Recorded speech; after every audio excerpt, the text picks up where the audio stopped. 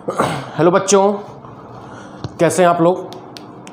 आज नया चैप्टर मैं शुरू कर रहा हूँ क्लास 12th और बीएससी सेकेंड ईयर के लिए। जिस चैप्टर का नाम है वह चैप्टर है बायोमॉलिक्यूल्स। बायोमॉलिक्यूल्स, बात समझ में आ रहा है। क्लास 12th के बच्चों का सिलेबस ऑलमोस्ट मैं ख़त्म कर चुका हूँ। एमिन्स ओमिन्स बचा है अभी, वो अभी चलता रहेगा। बायोमॉलिक्यूल्स स्टार्ट नहीं हुआ था तो हमने सोचा कि इसको भी स्टार्ट कर दिया जिससे आपका क्वेश्चंस हो जाएं। डिटेल तो चलता रहेगा, बात समझ में आ रही है। तो बेटा हम आज देखेंगे बायोमॉलिक्यूल्स, ठीक है। नोट्स आप बनाते चलिए, काफ़ी इंटरेस्टिंग चैप्टर है, काफ़ी अच्छा चैप्टर है और क्वेश्चंस इससे आते हैं बोर्ड में भी और कंपटीशन में। बीएससी सेकेंड ईयर वाले भी ध्यान से देखेंगे। बायोमॉलिक्यूल्स की बात सुनो, ठीक है ना। The branch of chemistry which deals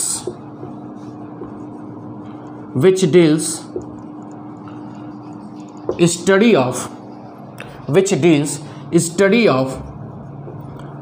biomolecules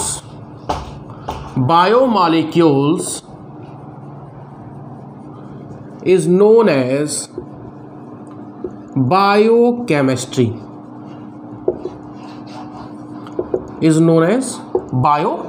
बात समझ में आ रहा है।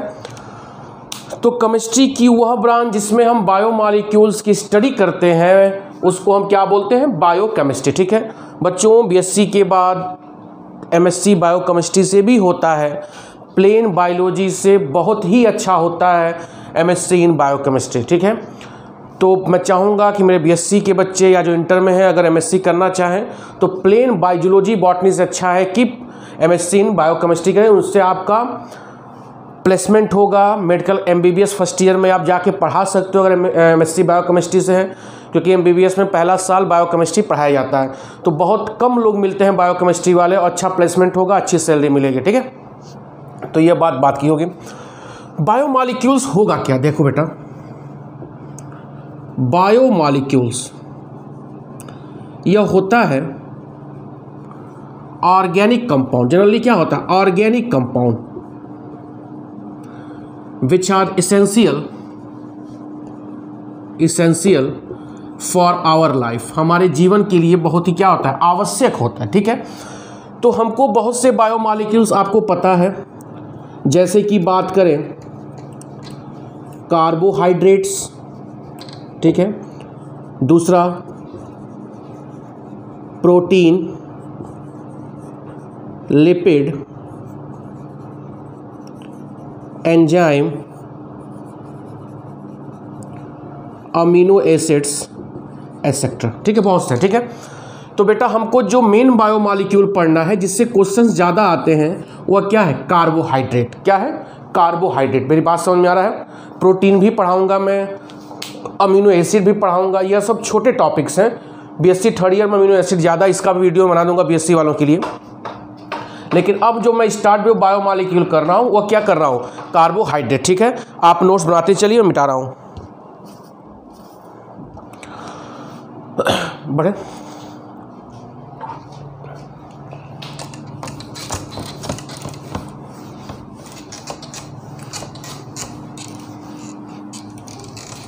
ठीक है, अब ध्यान दो।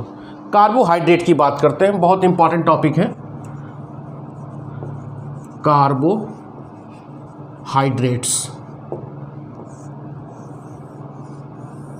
ये क्या होता है, नेचुरली अकरिंग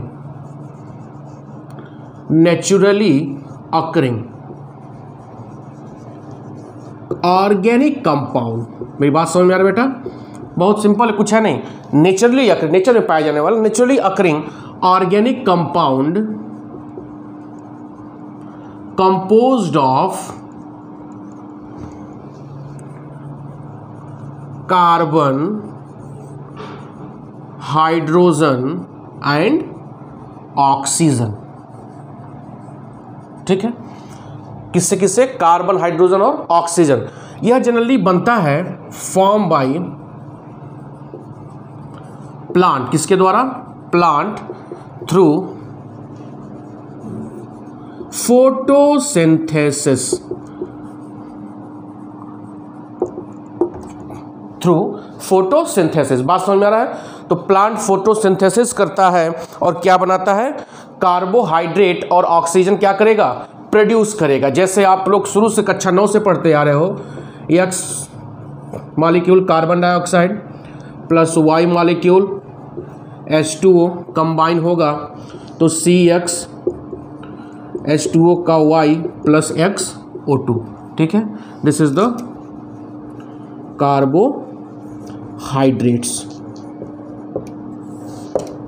ठीक है, और यही ऑक्सीजन हम यूज करते हैं, यूज्ड इन रिस्पिरेशन, श्वसन में हम उपयोग करते हैं जिससे हम जीवित हैं।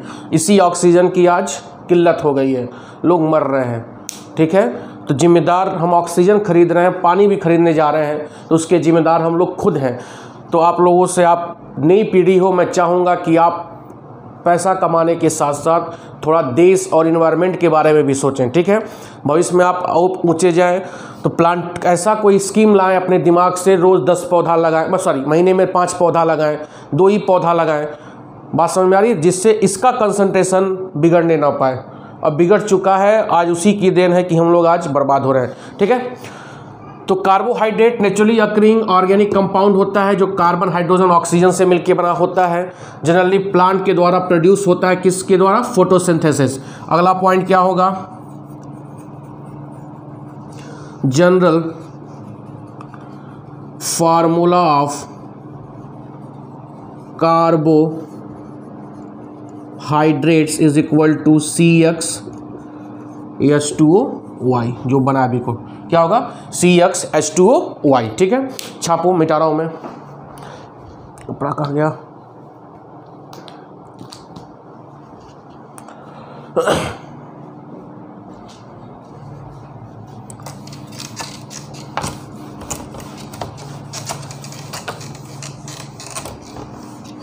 ओके हो रहा बेटा? बहुत सिंपल चैप्टर है, बहुत कठिन चैप्टर नहीं है। तो मैंने क्या बोला है? General formula of carbohydrates is equal to CX H2O का Y। ठीक है, अब ध्यान दो, glucose C6H12O6, fructose C6H12O6, sucrose C12H22O11। यह सब इस फार्मूले को फॉलो करते हैं। Follow this formula. कौन कौन? ग्लूकोज, फ्रक्टोज, सुक्रोज, बहुत सारे हैं जो इस फार्मूला को क्या करते हैं? फॉलो करते हैं। लेकिन 2 ऐसे शुगर हैं, रहमनोज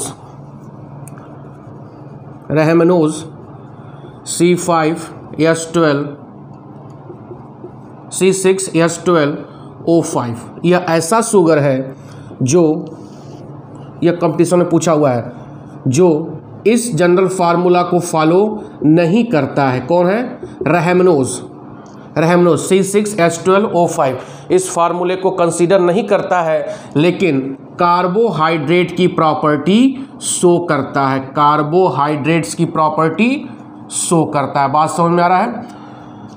कार्बोहाइड्रेट की प्रॉपर्टी क्या करता है? शो करता है। वह कौन सा है? रहमनोज। मेरी बात समझ में आ रहा है? रहमनोज। और दूसरा है डीऑक्सी राइबोज C5H10O4। यह भी एक ऐसा शुगर है जो इस फार्मूले को ओबे या फॉलो नहीं करता है, लेकिन इनकी प्रॉपर्टी क्या करता है? शो करता है। ठीक है, तो ये सब कहानी वाली चीज़ें हैं जो आपको थोड़ा सा मगअप होना चाहिए। ठीक है, आगे बढ़ते हैं, बढ़ा जाए।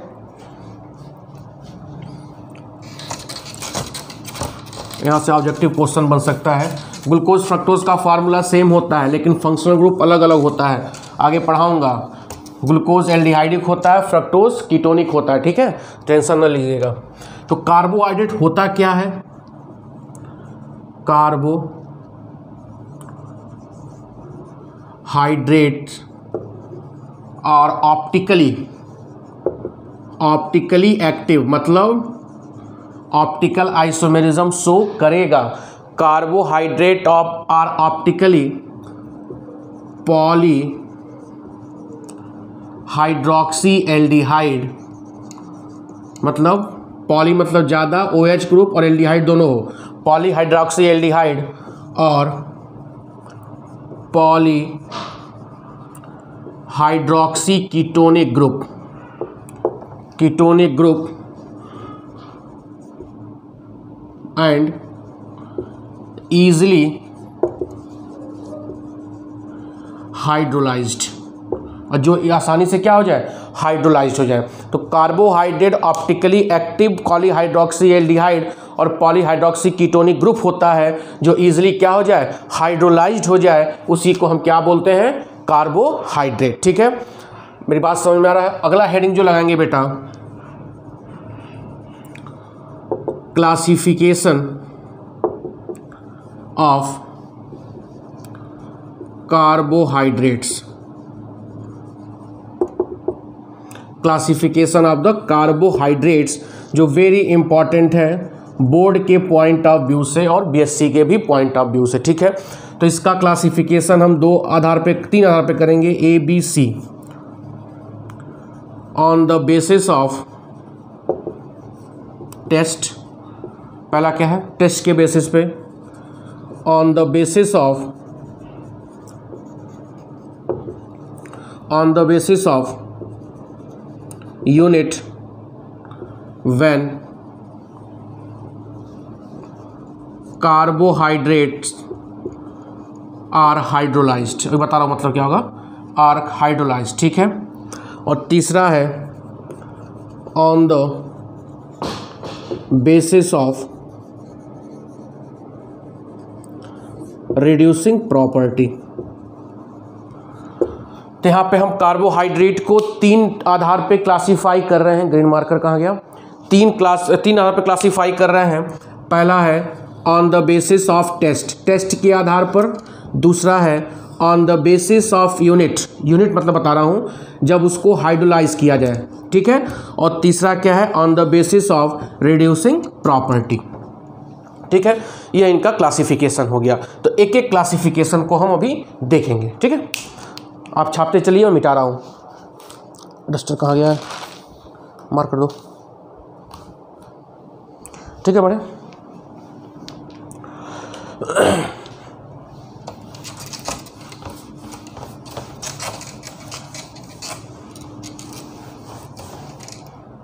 अब देखिए अगला है, पहला लेते हैं, पहला heading on the basis of taste के आधार पर क्लासिफिकेशन। ग्रीन मार्कर दिखाई नहीं दे रहा होगा, आई होप, तो इसको हटा दिया जाए। तो on the basis of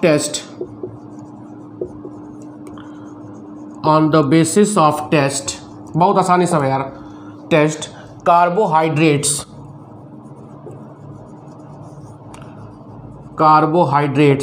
are two types. कितने प्रकार का है, दो प्रकार का है। ठीक है, पहला क्या है, शुगर क्या होगा, यही लिख रहा हूँ, क्रिस्टलाइन इन नेचर होगा, स्वीट इन टेस्ट होगा, मीठा होगा, और सॉल्युबल इन वाटर।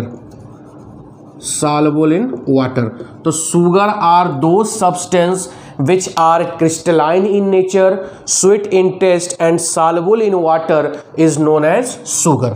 ठीक है, मेरी बात समझ में आ रहा है बेटा। And this one is the example, glucose and fructose. ठीक है, दूसरा आइए,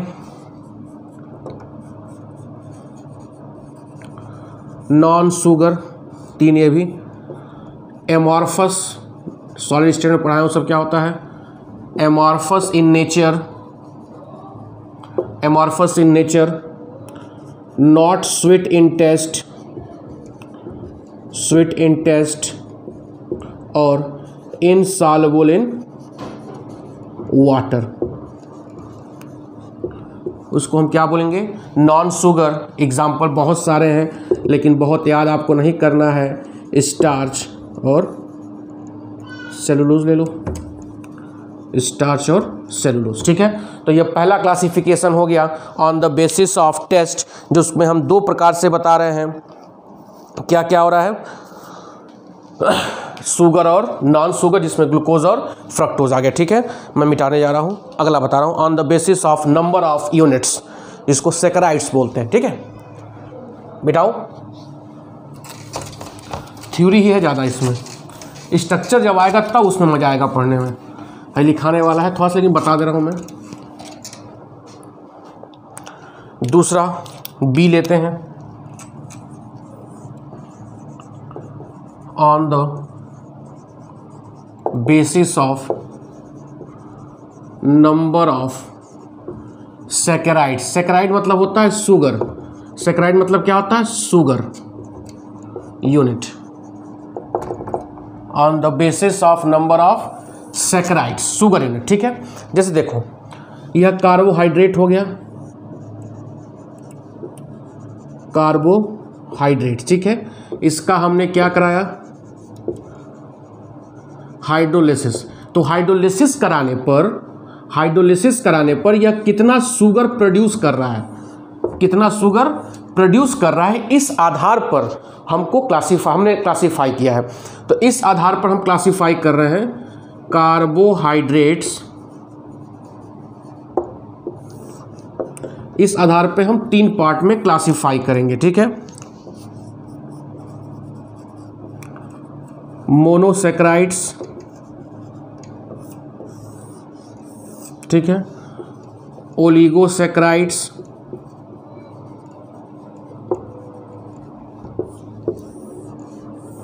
और पॉलीसैकराइड्स। तो यहाँ पर नंबर ऑफ सैकराइड्स यूनिट्स के आधार पर हम कार्बोहाइड्रेट्स को 3 पार्ट में क्लासीफाई कर रहे हैं। First one is monosaccharide, second one is oligosaccharide and third one is polysaccharides. मैं नोट्स पूरा दूंगा, ठीक है, बस आपको याद रखना है, कॉन्सेप्ट क्लियर समझना है, क्योंकि कहानी उतना मैं समझना मुश्किल क्या, लिखना बड़ा मुश्किल है कहानी, ठीक है। तो मोनोसैकराइड्स क्या होगा, हाइड्रोलिसिस करने पर वह कार्बोहाइड्रेट जिसका हाइड्रोलिसिस करने पर नो शुगर यूनिट प्राप्त हो, कोई भी शुगर यूनिट न प्राप्त हो, मतलब जिसका हाइड्रोलिसिस न हो पाए, उसको हम क्या बोलेंगे, मोनोसैकराइड। जैसे ग्लूकोज प्लस फ्रक्टोज, ये सब क्या हो गए, मोनोसैकराइड, ठीक है। ओलिगोसैकराइड क्या होगा, जिसका हाइड्रोलिसिस करने पर 2 से 9 मोनोसैकराइड्स यूनिट प्राप्त हो। नहीं बात समझ में आ रहा। मोनोसैकराइड वह कार्बोहाइड्रेट होगा जिसका हाइड्रोलिसिस करने पर कुछ भी प्राप्त ना हो, मतलब उसका हाइड्रोलिसिस पॉसिबल ना हो, ऐसे कार्बोहाइड्रेट्स को हम क्या बोलते हैं, मोनोसैकराइड्स, ठीक है। ओलिगोसैकराइड किसको बोलेंगे, ओलिगोसैकराइड आर दोस कार्बोहाइड्रेट जिसका हाइड्रोलिसिस करने पे 2 से लेकर 9 तक मोनोसैकराइड यूनिट प्राप्त हो, उसको क्या बोलते हैं, ओलिगोसैकराइड। यह भी कई प्रकार का होगा। अगर 2 यूनिट प्राप्त हो रहा है तो उसको बोलेंगे डाइसैकराइड्स। क्या बोलेंगे, डाइसैकराइड्स, ठीक है। अगर 3 यूनिट प्राप्त हो रहा हो तो उसको बोलेंगे ट्राइसैकराइड्स। सब एग्जाम्पल में लिखा हूँ, एग्जाम्पल बहुत सारे हैं। 4 यूनिट प्राप्त हो तो टेट्रासैकराइड्स। समझ में आ रहा है। ओलिगोसैकराइड वह कार्बोहाइड्रेट है जिसका हाइड्रोलिसिस करने पर 2 से लेकर 9 तक यूनिट के मोनोसैकराइड प्राप्त हों। 2 हो रहा है तो डाई, 3 हो गया तो ट्राई, 4 प्राप्त हो तो टेट्रा, 5 प्राप्त हो तो पेंटा, तो उसको हम क्या बोलते हैं, ओलिगोसैकराइड, ठीक है। और यहाँ पर देखो पॉलीसैकराइड वह कार्बोहाइड्रेट होगा जिसका हाइड्रोलिसिस करने पर more than 10 monosaccharides obtain, 10 monosaccharides क्या हो, ऑब्टेन हो, उसको हम क्या बोलते हैं, पॉलीसैकराइड्स, ठीक है। पूरा परिभाषा है, सबका एग्जाम्पल है, तो इतना थ्योरी में लिख नहीं पाऊंगा, बात समझो। थ्योरेटिकल पोर्शन ज़्यादा है, तो नोट्स में दे दिया हूँ, लिंक में नोट्स आपको मिल जाएगा डिस्क्रिप्शन बॉक्स में। लेकिन पहले मतलब समझना है। मोनो मतलब नो हाइड्रोलिसिस, ओलिगो मतलब हाइड्रोलिसिस करने पर 2 से लेकर 9 तक की मोनोसेक्राइड यूनिट प्राप्त हो, और पॉली मतलब जिसमें 10 से ज़्यादा मोनोसेक्राइड यूनिट प्राप्त हो, तो उसको क्या बोलेंगे? पॉलीसेक्राइड्स। ठीक है, अब आइए, ये सब कहानी है, कहानी वाला ख़त्म कर दिया जाए। एक कहानी लेकिन आता है,